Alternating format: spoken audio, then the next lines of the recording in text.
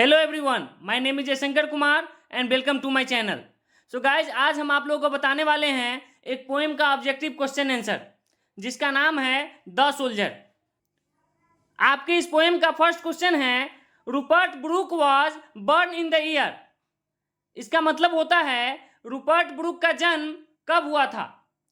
तो Rupert Brooke का जन्म 1887 ईस्वी में हुआ था। इसका सही आंसर ऑप्शन ए हो जाएगा, 1887। आपका नेक्स्ट क्वेश्चन है the soldier is written by dash. इसका मतलब होता है द सोल्जर पोएम को किसके द्वारा लिखी गई है, किसके द्वारा रिटेन की गई है। तो द सोल्जर पोएम को रूपर्ट ब्रूक के द्वारा लिखी गई है। इसका सही आंसर ऑप्शन ए हो जाएगा, रूपर्ट ब्रूक। आपका नेक्स्ट क्वेश्चन है the soldier is a dash poem. इसका मतलब होता है द सोल्जर किस प्रकार का पोएम है। तो द सोल्जर एक वार पोएम है, एक युद्ध से संबंधित पोएम है। इसका सही आंसर ऑप्शन डी हो जाएगा, वार। आपका नेक्स्ट क्वेश्चन है Rupert Brooke's father was a house master at dash. इसका मतलब होता है रूपर्ट ब्रूक के फादर हाउस मास्टर थे, कहाँ। तो रूपर्ट ब्रूक के फादर रग्बी स्कूल में हाउस मास्टर थे। इसका सही आंसर ऑप्शन बी हो जाएगा, रग्बी स्कूल। आपका नेक्स्ट क्वेश्चन है Rupert Brooke speaks in the guise of and dash soldier. इसका मतलब हुआ रूपर्ट ब्रूक कहाँ के सोल्जर के रूप में बोलते हैं। तो रूपर्ट ब्रूक इंग्लैंड के सोल्जर के रूप में बोलते हैं, इंग्लिश सोल्जर के रूप में बोलते हैं। इसका सही आंसर ऑप्शन बी हो जाएगा, इंग्लिश। आपका नेक्स्ट क्वेश्चन है how many times the poet use the word English in the poem the soldier.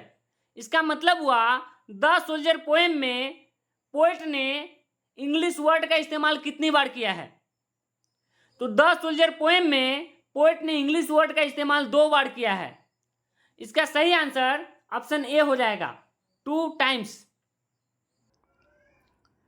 आपका नेक्स्ट क्वेश्चन है the speaker in the poem is a dash. इसका मतलब हुआ इस पोएम में स्पीकर कौन है। द सोल्जर जो पोएम है, इस पोएम में स्पीकर कौन है। तो इस पोएम में एक सोल्जर स्पीकर है। इसका सही आंसर ऑप्शन ए हो जाएगा, सोल्जर। आपका नेक्स्ट क्वेश्चन है the place where the soldier would be buried should be treated as the part of dash after his death. इसका मतलब हुआ सोल्जर के डेथ के बाद उसको जिस प्लेस पर दफनाया जाएगा वो प्लेस हमेशा के लिए किस देश का हो जाएगा। वह प्लेस हमेशा के लिए इंग्लैंड का हो जाएगा। इसका सही आंसर ऑप्शन ए होगा, इंग्लैंड। आपका नेक्स्ट क्वेश्चन है the speaker is not afraid of dash. इसका मतलब हुआ स्पीकर किस चीज से नहीं डरते हैं, किस चीज से भयभीत नहीं होते हैं। तो स्पीकर डेथ से नहीं डरते हैं, डेथ से भयभीत नहीं होते हैं, डेथ से अफ्रेड नहीं होते हैं। इसका सही आंसर ऑप्शन सी हो जाएगा, डेथ। आपका नेक्स्ट क्वेश्चन है Rupert Brooke is remembered as dash. इसका मतलब हुआ रूपर्ट ब्रूक को किस रूप में जाना जाता है। तो रूपर्ट ब्रूक को एक वार पोएट के रूप में जाना जाता है। इसका सही आंसर ऑप्शन बी हो जाएगा, वार पोएट।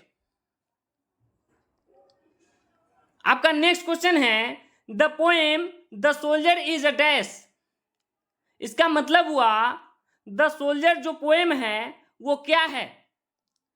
तो द सोल्जर पोएम एक सोनेट है, एक 14 लाइन की पोएम है, एक 14 लाइन की कविता है। इसका सही आंसर ऑप्शन सी हो जाएगा, सोनेट। आपका नेक्स्ट क्वेश्चन है the poet wishes to die with the thought of dash. इसका मतलब हुआ पोएट की इच्छा है कि उसकी मृत्यु किस देश के थॉट के साथ हो। तो पोएट की इच्छा है कि उसकी मृत्यु इंग्लैंड के थॉट के साथ हो। इसका सही आंसर ऑप्शन डी हो जाएगा, इंग्लैंड। आपका नेक्स्ट क्वेश्चन है the speaker of the poem the soldier is a dash. इसका मतलब हुआ द सोल्जर पोएम के स्पीकर कौन है। तो द सोल्जर पोएम के स्पीकर एक सोल्जर हैं। इसका सही आंसर ऑप्शन ए हो जाएगा, सोल्जर।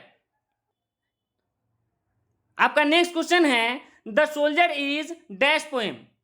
इसका मतलब हुआ द सोल्जर किस प्रकार के पोएम है। द सोल्जर एक पैट्रियोटिक पोएम है, एक देशभक्ति पोएम है। इसका सही आंसर ऑप्शन सी हो जाएगा, अ पैट्रियोटिक। आपका नेक्स्ट क्वेश्चन है the first dash lines are called octave. इसका मतलब हुआ सोनेट के शुरुआती कितने लाइन को ऑक्टेव कहा जाता है। तो सोनेट के फर्स्ट 8 लाइन्स को ऑक्टेव कहा जाता है। इसका सही आंसर ऑप्शन बी हो जाएगा। आपका नेक्स्ट क्वेश्चन है the last dash lines are known as sestet. इसका मतलब हुआ सोनेट के लास्ट कितने लाइन को सेस्टेट कहा जाता है।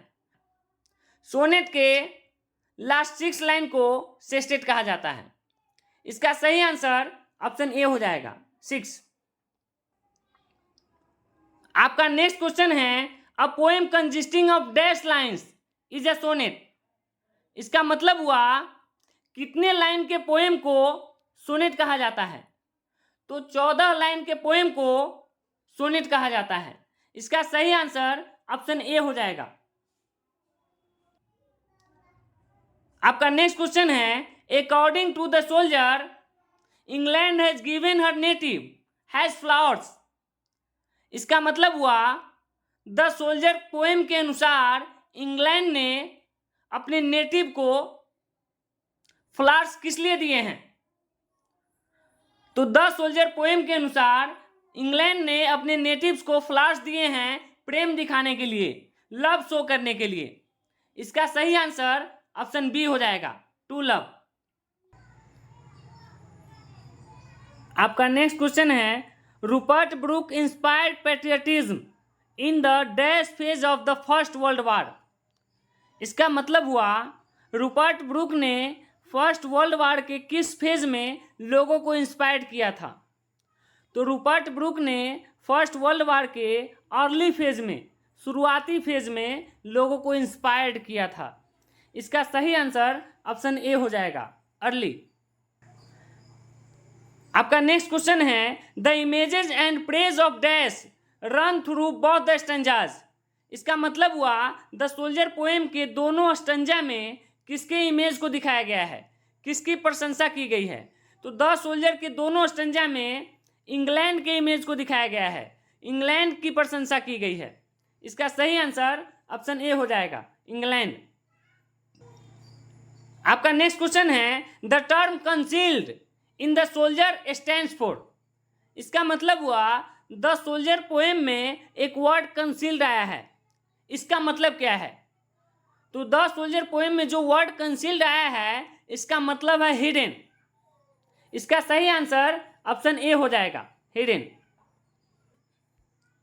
आपका नेक्स्ट क्वेश्चन है रूपर्ट ब्रूक प्रेजेस।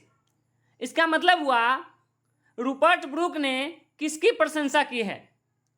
तो रूपर्ट ब्रूक ने इंग्लैंड की प्रशंसा की है इस पोएम में। इसका सही आंसर ऑप्शन ए हो जाएगा, इंग्लैंड।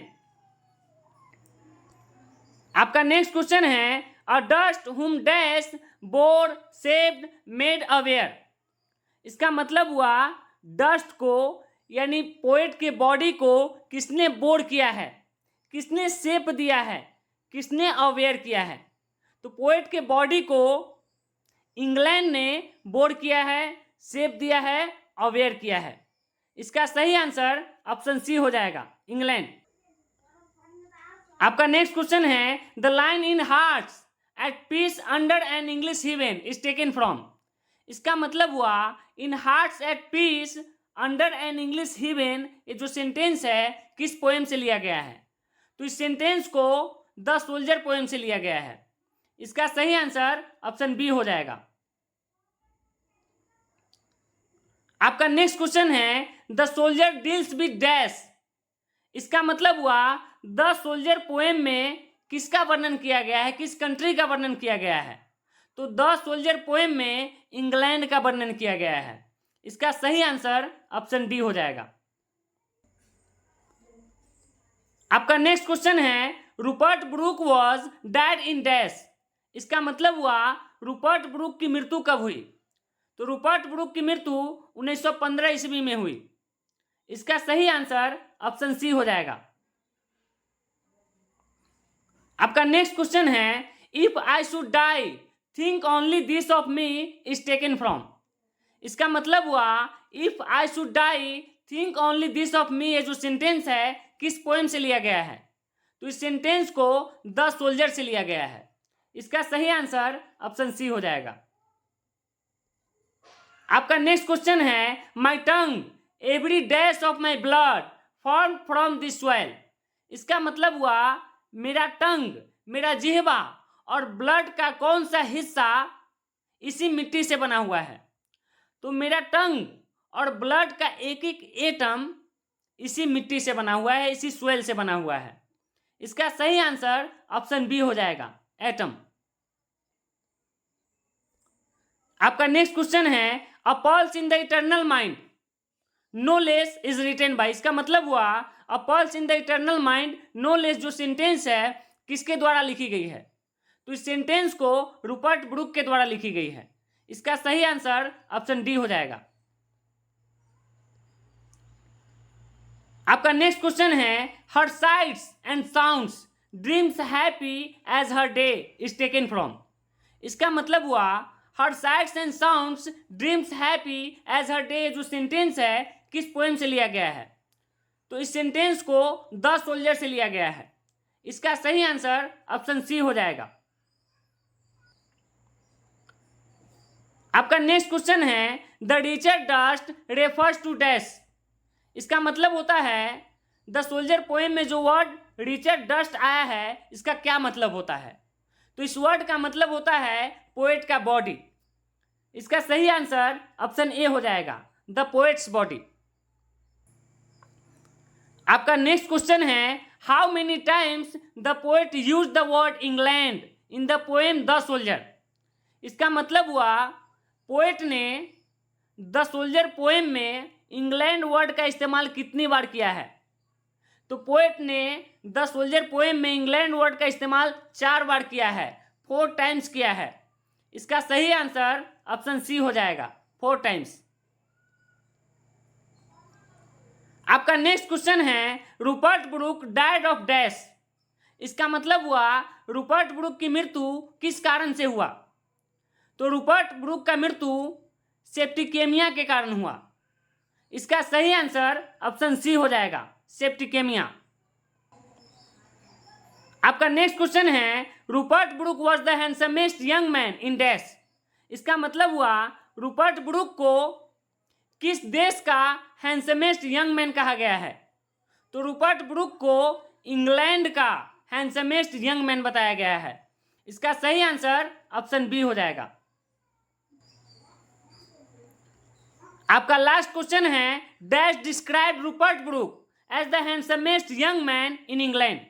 इसका मतलब हुआ इंग्लैंड में सबसे हैंडसमेस्ट यंग मैन के रूप में रूपर्ट ब्रूक को किसने डिस्क्राइब किया। तो इंग्लैंड में हैंडसमेस्ट यंग मैन के रूप में रूपर्ट ब्रूक को डब्ल्यू येट्स ने डिस्क्राइब किया था। इसका सही आंसर ऑप्शन डी हो जाएगा।